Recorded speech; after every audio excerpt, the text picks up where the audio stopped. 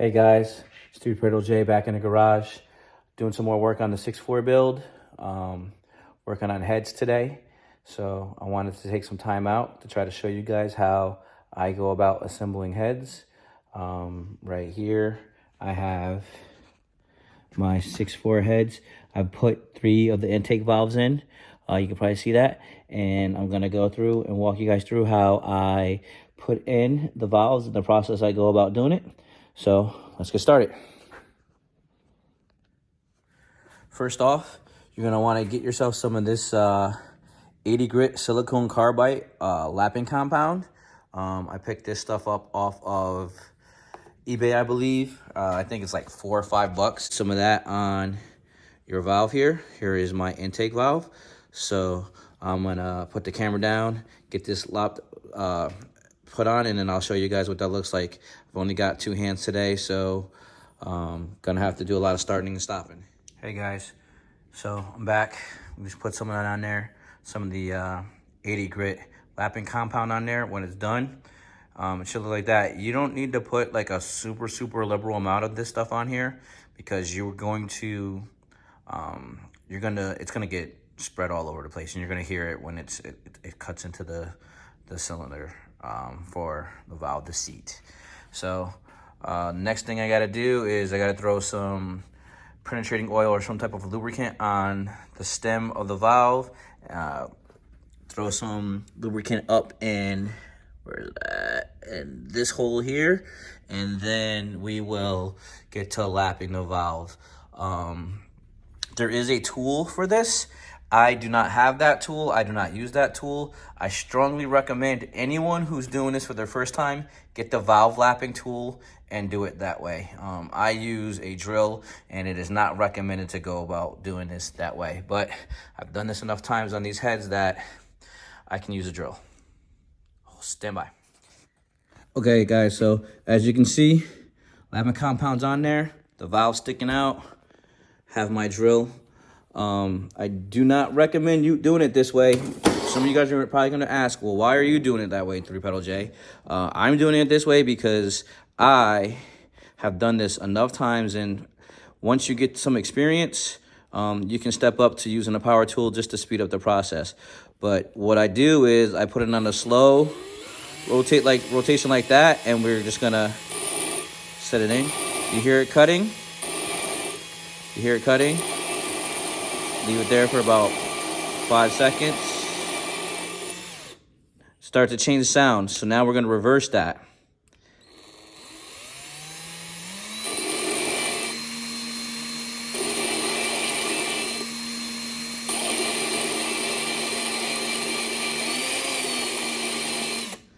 All right, it's probably done, but I'm gonna go back the other way one more time just so that you guys can see.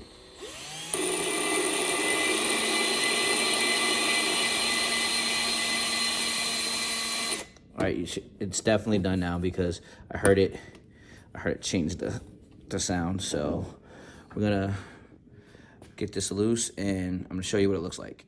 All right, guys, so it's done. You can see some of the excess compound is on there still. So what we're gonna do is we're gonna wipe it off using a clean shop towel.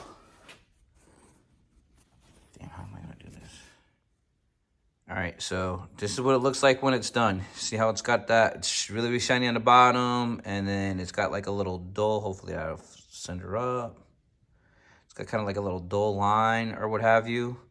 So that shows you that it cut in. And then if you look here, you can see that it cut. So now I need to clean that, right? Because it's got all that grit from there. So we just take a little bit of simple green.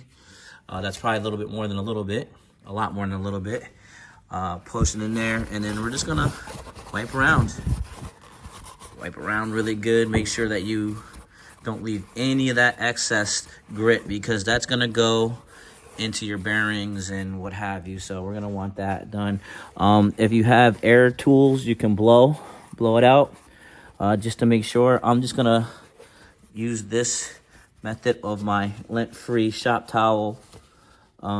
You can see that we're getting a lot of the, yeah, I see all the glitter, a lot of other stuff out of there too. These were hot tanked a while ago, but anyway, in any event, it's out.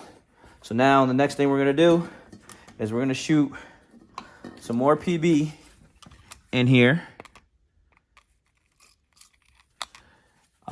Put a little on the stem as well.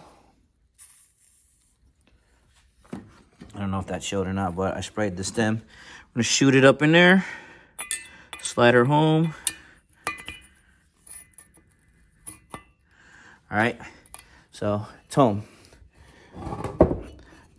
I like to check down in the chamber, make sure that there's no light coming through. I don't see any light. And then here's an important part that I want to show you guys. So over here, I have my retainers, my shims, and my locks all organized.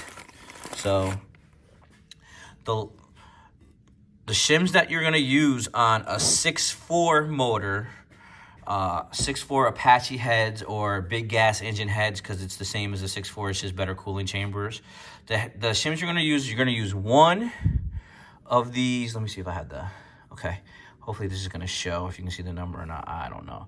But one of these thick 60, 70 shims. That looks like it might be showing up. I don't know. It's a 60, 70 shim. And that goes on the intake side. So we slide it down right there. But you also grab a second 3070 shim. And here's the 3070 shim. It's much thinner. The 6070 shim is a thicker shim. The 3070 shim is a thinner shim. For the intake side, you need both. On the exhaust side, you only need the 6070. Here we go. Here's the part number, LS1515ML, max life, valve springs, one set. These are made in March 24th of 2022. So these are my brand new PSI 15 springs. I have another set, but they're used. I had those on with my Comp 270. I would have no problems putting those on, but since I have these here, we're gonna go with them. Another thing of note are the keys. Here's the retainer, so I just want to clean these off. I did not buy new retainers because these are titanium retainers, and I don't think these go bad. Once you have them, you can always reuse them. A lot of folks upgrade the retainers when you do a cam and head swap or what have you, cam and springs.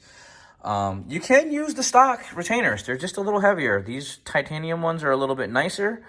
So I got these in the package when I bought my Comp 270 cam.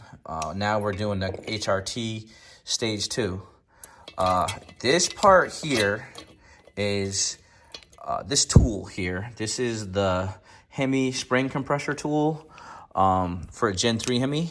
This is the key to making this work well. If you are doing heads as often as I do heads, it's worth the $150, $200 depending on who you source it from to buy this tool. It saves so much time, man. This is literally my most used tool when I'm building Hemis. I'll be honest with you. This is the tool that I use the most with respect to Hemi engine building. I'm constantly pulling heads apart and putting them together. So this tool has two number 13s for the side here. Right, let's get it snug. Bolts right into your valve train. Boom, we got that. You want to center that up with the spring, and then you're gonna want to use a ratcheting style wrench or what have you. This is a 14 deep socket, so you can go all the way down. This, you do not ever use a driver or something along those lines because of the seat pressure. You don't want to over compress these things. They might bind up or whatever, and these coil springs get under a huge amount of pressure. So you just want to take your time, be careful with it. Make sure it's centered up. I think that's as far down as I can go. Then you're going to want to grab over here I have my keepers in a bag. When you're putting these on, it's probably best that you use a magnet. As you can see, I'm not following best practices. I don't have a magnet. But I definitely should have a magnet. I have one, I just don't want to go get it. And that's why I should have a magnet, because when you lose it, doing this with one hand, you get this in, these are super small. You don't want to lose these guys. I have a whole bunch of them because of the amount of heads that I do. So, boom, got it in there. She just sits right in there like that, slides in. Then you want to spin it around a little bit so that we can put the next one on. We're nearly home. These are concaved or conical, however you want to say it. They can only go on one way, guys. So if you ever are doing this for the first time, be patient, because it takes a lot of patience to get this right. I'm doing this first time one hand. Normally I'd have two hands and I'd just kind of go at it. And there we go. Let's have a second attempt at it. Bam. It's on. All right. So there you go. See it? Got it on. One hand at that. Go me. All right. So now the next thing I'm going to do is this. Gently release it, slowly and smoothly, and then you see it's coming up. The keepers are in place. The valve is in place now. I can do that. I can grab this, take the 13, undo it. Make sure I'm not messing up the threads. Bam, and we are done with the intake side. So I just got to do the exhaust side and then throw on the manifold, and this guy is done. That's basically it for how I assemble heads. You can see all four of the intake valves are in place with their keepers, the titanium valves, the brand new PSI 1515s. Springs, they are shimmed. There should be no coil bind. Everything looks to be okay from what I can see. Just at initial glance, everything looks like it's centered. We're gonna take a look inside here. I do not see any air, any light shining through. I don't see any light shining through. I don't see any light shining through. No light shining through. I wanted to port these guys, but just ran out of time, and I really rather have the car running than waiting on getting these ported. So I decided that we're just going to send it with this stock. I can always pull them off and port them later, or get a different set of heads to port them and then swap them.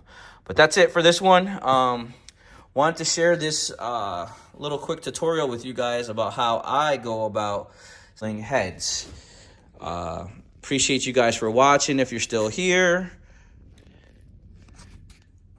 Appreciate the support you guys have shown me, liking the videos. If you like the content I'm putting out, please subscribe, hit the notification button, hit the bells, do all of that stuff. I'm trying to get this channel up and running, trying to get it to blow up. Want to give you guys accurate Hemi content from a DIYer and a racer. So hopefully I'll see some of you guys out at the track, and hopefully we can get this thing to go single digits here in the near future. That's it. Talk to you guys later. Peace.